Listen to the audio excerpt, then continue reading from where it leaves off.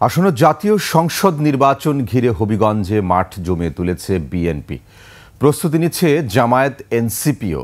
তবে গতি অনেকটা ধীর। ঘরোয়া সভা আর বিভিন্ন কমিটি গঠনেই জোর দিচ্ছে দল দুটি।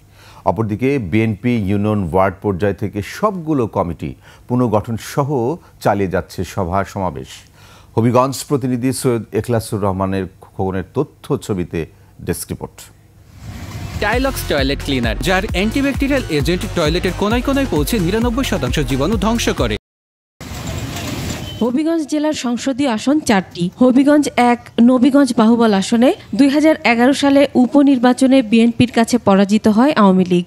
15.5 বছর শাসনের পর গত বছরের 5 আগস্ট হাসিনা সরকারের পতনের পর থেকেই এ জেলায় নির্বাচনের প্রস্তুতি নিতে থাকে বিএনপি। সম্ভাব্য প্রার্থীরাও জোরে সোরে মাঠে নেমেছেন।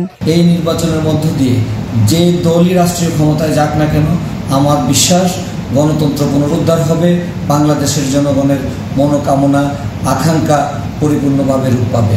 জামায়াতও সম্ভাব্য প্রার্থীর নাম ঘোষণা করেছে, ঘরোয়া সভা সমাবেশও করছে। বাংলাদেশ জামায়াত ইসলামী একটি ন্যায়, ইনসাফপূর্ণ, চাঁদাবাজ মুক্ত, সন্ত্রাস মুক্ত, দখলবাজ মুক্ত একটি দেশ করার প্রত্যয় নিয়ে ময়দানে কাজ করে যাচ্ছে।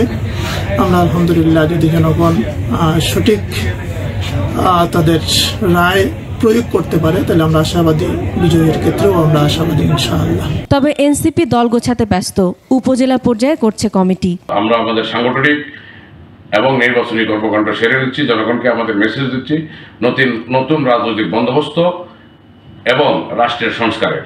আমরা মনে করি নির্বাচন অবশ্যই হওয়া দরকার, এর আগে দরকার প্রতিটি প্রতিষ্ঠানে সাংবিধানিক প্রতিষ্ঠানের সংস্কার। এ জেলায় মোট ভোটার রয়েছেন 17.5 লাখ। মাসুম আল ইসা, ডেস্ক রিপোর্ট, 21 টেলিভিশন।